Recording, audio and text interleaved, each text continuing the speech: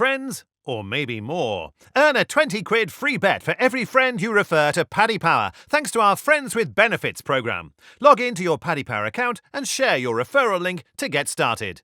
Terms and conditions apply. 18+, begambleaware.org.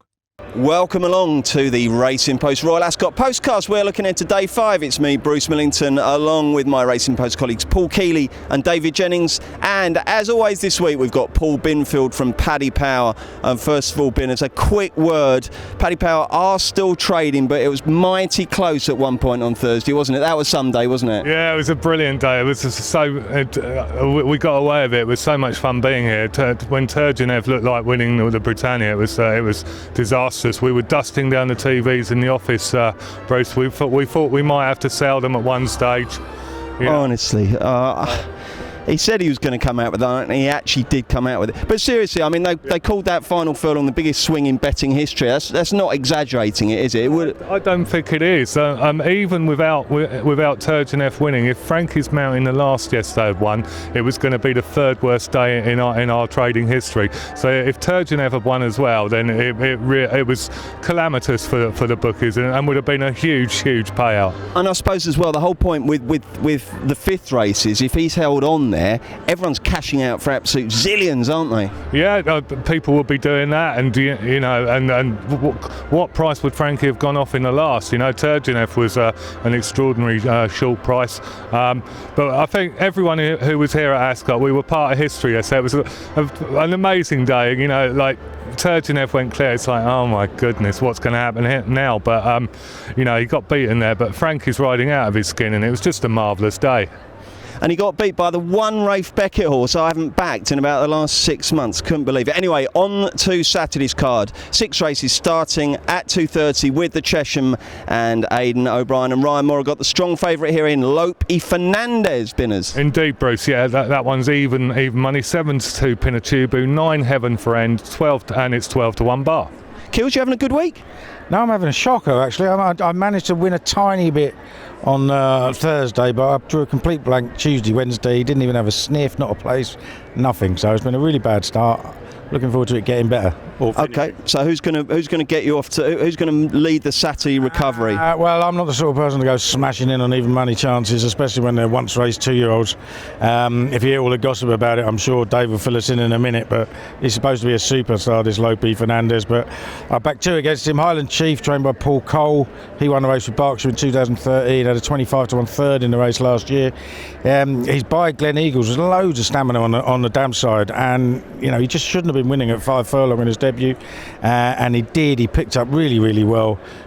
He's coming straight here afterwards, up 2 furlongs. That'll suit him down to the ground, and I think he's probably quite a decent horse. The other one's Mohican Heights, was trained by Fozzie Stack, got sold for 520 grand on Monday, moved to David Simcock, who's literally just put him in a box and brought him here, and will take all the plaudits if he wins. But he's another one. He won his maiden really well. Those 2 maidens have worked out better than the one that Lope y Fernandez won on Racing Post ratings.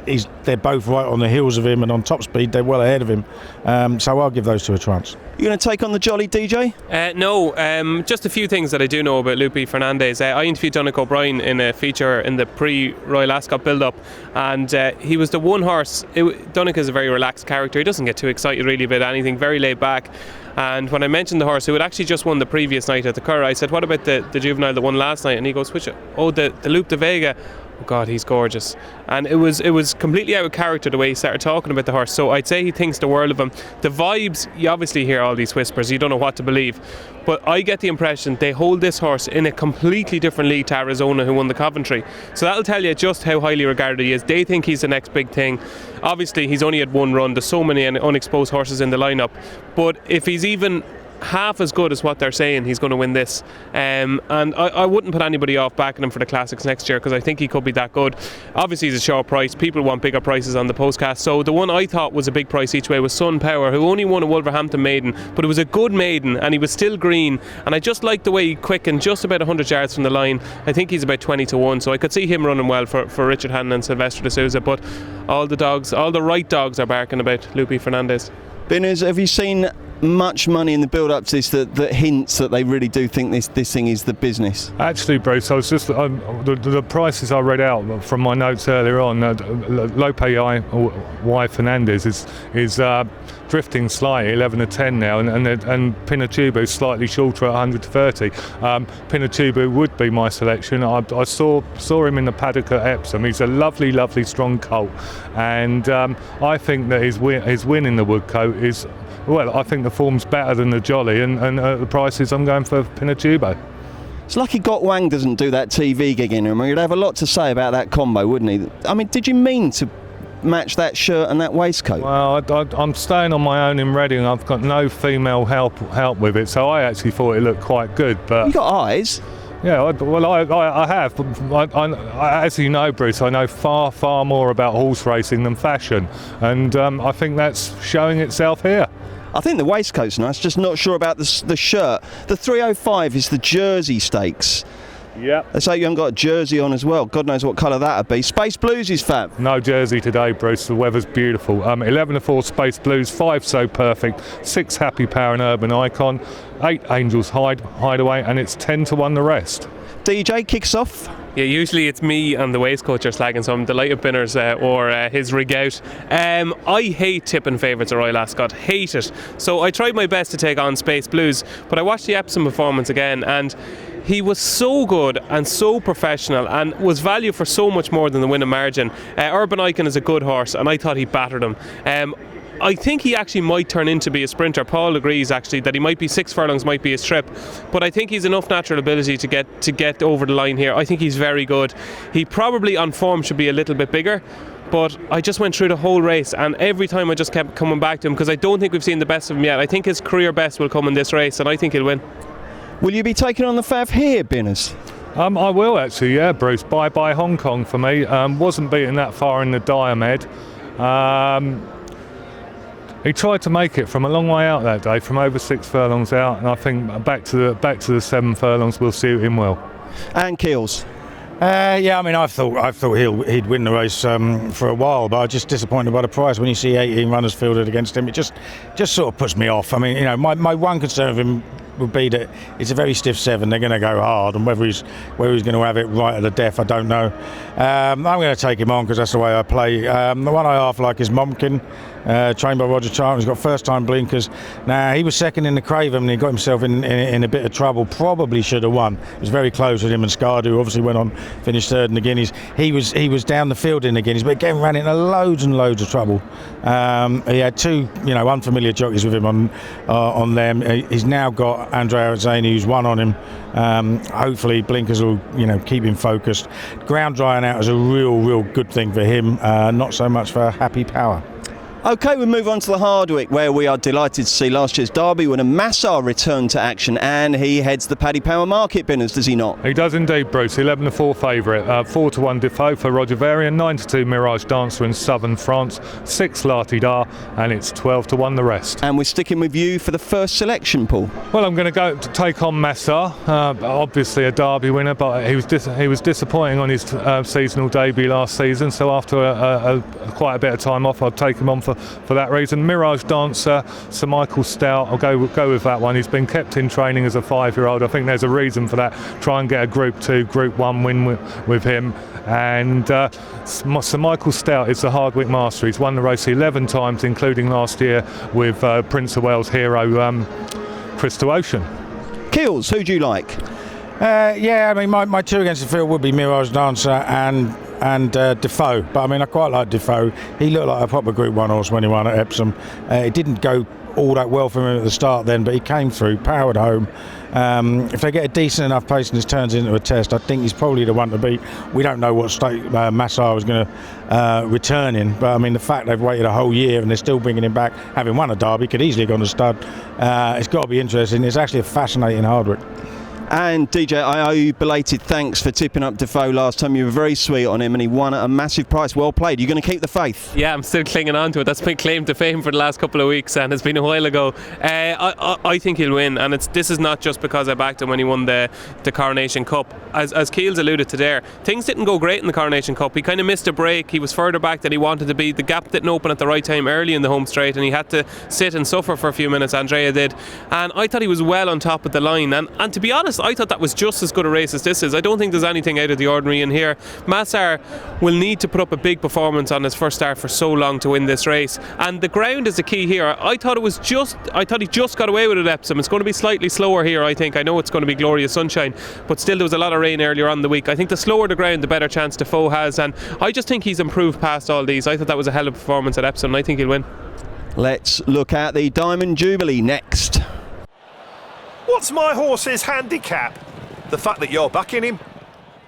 Everyone loves a newbie. That's why Paddy Power Games are giving all new customers 60 free spins on daily jackpot games. New Paddy Power Games customers only, one per customer. T's and C's apply. 18 plus. BeGambleAware.org. Welcome back. The 420 at Ascot is the Diamond Jubilee Stakes, and Blue Point, having won the King's Stand so impressively on Tuesday, reappears, which is really exciting news. He's Fav Binners. He is. Can he do it again, Bruce? 2-1 favourite. 9-2 Invincible Army for James Tate. 8 City Light.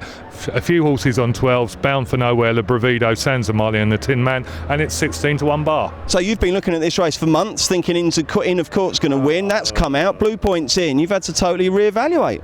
Yeah, absolutely sick. I've been back into court for the last couple of months, but whether there's a problem or not, and they just want to run Blue Point in a race, don't blame him for running Blue Point in a race. He's got a remarkable record at Ascot. He's won 4 of his 5 starts. His only defeat was in the Commonwealth Cup to Caravaggio and Harry Angel. He's also beaten Harry Angel over 6 furlong here. Won a Group 3 over 6 furlong as well. His form in Dubai tells you he's every bit as good over 6 as he is 5. And let's face it, he's the best horse in the race by some way. I mean, he should, you could argue he should be shorter. Well, I thought that, and I just wondered, DJ, whether the fact that he's kind of parachuted in late means that the bookies haven't really been quite sure where to put him. But I mean, if he's anywhere near like he was the other day, he just wins, doesn't he? Yeah, and put it this way, if he didn't run the other day and this was always the target, he'd probably be shorter. Do you know what I mean? But the fact that he's won shows that he's obviously come out of Dubai well. Yeah, look, he's by far the most likely winner. When you hear Paul Keely saying that about a horse that short, that speaks volumes. Like, Keels will try to take one on. The one that I thought was too big of a price, just because this is his cup final, is the Tin Man. He won the race 2 years ago. I don't think he's regressed as much as the market suggests. He was very unlucky in the race last year. He was only beaten just over a length by Merchant Navy. He got shuffled back, the gap closed, he had to swing right around them, and he flew home. I just think this is his time of year, this is his track, and there will be enough cut in the ground. I thought the return at Windsor was fine. They were all in a big lump, and he just plugged on down the middle of the track. It was basically a prep for this, and at a double figure price, I'd be surprised if he didn't finish in the first 3. But obviously Blue Point is the starting point for every punter. Do you like Blue Point, Binners, or are you going to take him on? No, I agree with Paul about him being the best horse in the race. It's just I am going to take him on purely because he's had a run already this week. We none of us really know what that's going to take out of him. I'm going to go for a double figure price one, Sansamali, another one with really good course form. Second in the Commonwealth Cup last year.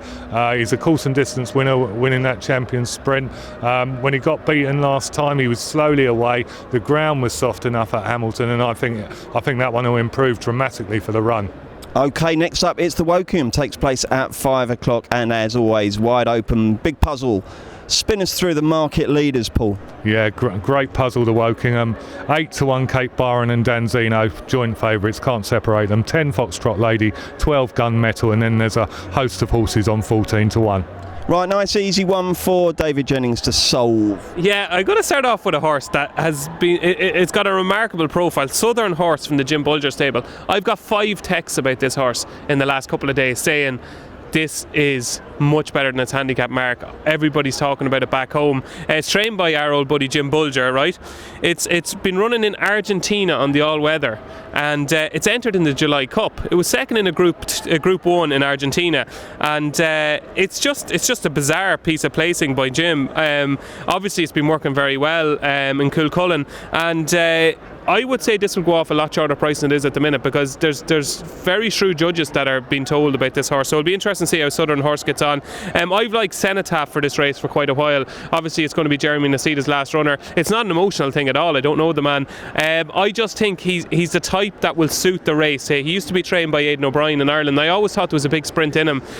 His all-weather mark is, I think, £8 higher than his turf mark, and Ryan Moore rides, and I think the way the race will be suited is run. He goes well fresh, and I still think he could be maybe £5 or £6 ahead of his mark, but you might need to be a little bit more. But at 20-1, I think Cenotaph has got a big chance. Never had the pleasure of being told to F off by Jeremy Nasida, no? No, and it's funny, we were doing the previews there, and Stuart Riley was sitting beside me, and I'm doing the preview of the Wokingham, and I said, I have to ring Jeremy Nasida now, and he was like, oh. His reaction was like when I told people I was staying in Slough.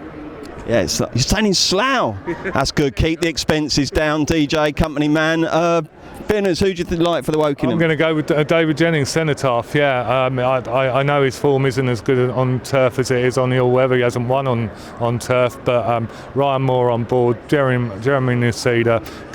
I think this horse will send him out with a bang. It looks an absolute plot to me, Bruce. Okay, and Keels. We love plots in a 31 of Wokingham, don't we? The one thing about races like the Wokingham is you need a horse that travels well and stays. And Kate Barnes never run over 6 furlong, but he looks like a horse that will absolutely relish it. He won the Victoria Cup here last time. He's also won on the course before. And I just love the way he travels, and I don't know whether he's on the right side or not. There's enough pace around on both sides. I mean, it's all been stand side. He's drawn 10. Obviously, Outdo won it from stall 1 2 years ago, when the early week everything was happening on the stand side. So, I don't think we can ever tell, especially as it's going to be drying out. It would be good ground at worst, I'd imagine, by Saturday. So I'm going to give him a shot. Funny enough, he won the Victoria Cup. The last horse to win the Victoria Cup, Wokingham double, was Ifraj, trained by Michael Jarvis when Roger Varian was assistant trainer. I think he's the absolute right type for the race. He's Fav. I'm going to back a rag. I'm probably going to back 3 rags, but one of them will be Intisab for David O'Mara. He's an 8-year-old, same age as Outdo was when he won it 2 years ago. And like him, he's dropped down the ratings. Yet in January, on his first start in Dubai, he ran every bit as well as he ever has done, finishing a close third in a photo. Ran to a race-based rating of 113. He's dropped all the way down to a mark of 103. He hasn't run that well in this race for the past 2 seasons, but he has run this course well before, and he's drawn 22, and he's booked Jamie Spencer, who is the ultimate straight track specialist. Never know you tip so many jollies. Yeah, I was going to say. I know, I was chasing a winner, wasn't I? Desperately need one. Blue point. Stick to what you do best. Space Blues. Right then, this wonderful week culminates at 5:35 with the Queen Alexandra, 2 miles and 6 furlongs. And if you are desperate for a winner, let's see what the lads can conjure up. But first of all, Binners, what's the latest betting? Well, can Max Dynamite send punters home with a bang? 5-2 favourite, Bruce. 5-1 Corelli. Cleonte's come into 5. That one was 6-1 earlier this morning. 6-1 Palisata and Lucky Deal, and it's 13-2 the rest. And Binners, you can go first. Well, I'm going to go for a horse called You Never Call, but it's appropriate for me because there's been plenty of women over the years who have done that. 16-1 into 13-2. Unraced on the flat, so it's a bit of a guess, but Kim Bailey, yeah, fine hurdler. The money is speaking volumes, and You Never Call for me. Bruce, just to let you know, when you do come to Paul Kealy, if he does tip You'll Never Call, I was speaking to him beforehand and he said he didn't fancy anything at all in the race, so he'll just be copying Paul Binfield's tip if he does. I just tip the favourite, won't you, Kills? You what? Cheeky bastard. Yeah, just the better the day. I mean, the drier it gets, the more confident I'd be in You Never Call. It's rated 157 over hurdles, needs good ground and a right-handed track. I was actually tipping it up last week without even knowing it had been entered, because it's just like an obvious place for this horse to go. He's got a really big engine. If he translates his full jumps ability to this track, he's one of the best horses in the race. Our handicap always says knock £50 off. That would put him on 107. That would make him the second best horse in the race. Hopefully he can. You never know if he does. He's an 8-year-old. But he's by Yates, who won 4 Gold Cups, so he's going to have no problem whatsoever with the trip. Hopefully he'll go out in front, and I think it'll take a good one to pass him. Excellent. 3 votes for that one, or are you going to go against the lads? Yeah, it's funny, I was only taking the piss there. I spoke to Paul before we came on air, and I said, what do you fancy tomorrow? I just can't wait for the last race. You never call. And then Binners tipped it, and his eyes just rolled up to heaven. Yeah, he's rated 150. Tips to Dave. Yes, exactly. Obviously. I was going to lie there. Yeah, You'll Never Call is rated 157 over hurdles. Max Dynamite is now down to 138 over hurdles, and Max Dynamite is favourite. But I was doing the preview for the Gold Cup the other day, and I rang Willie about Thomas Hobson, and he goes, look, to be honest, Thomas Hobson should be running the Queen Alexandra, he says, but we've got Max Dynamite for that, which suggests to me that Max Dynamite was ahead of the pecking order of Thomas Hobson, even though Thomas Hobson ran in the Gold Cup. Look, I think Max Dynamite is probably the most likely winner. These type of races suits him. He's getting on a bit in years, but I think there could be one last blowout in him, and I think this could be it. I think the ground and everything is in his favour. He's proven that he handles the track. I think he goes quite well fresh as well, and to me he's the most likely winner, but he's no value whatsoever, and I might just row in behind Keels because it's a long time since I've seen him so sweet on a horse.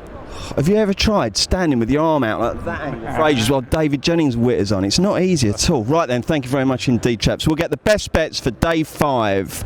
Paul Binfield. I'm going to go You Never Call. Paul Kealy. You are taking it piss now, aren't you? Yeah, You Never Call, 5:35, not changing. And David Jennings. Space Blues 305. Lovely stuff. Maddie is back on Monday with another racing postcast, and we will be back next Friday to look ahead to next weekend, where the action includes the Northumberland Plate. Here at Paddy Power, we're the home of the Money Back Special, with some incredible offers every single week. Check out the website or app today. Terms and conditions apply. 18+, begambleaware.org.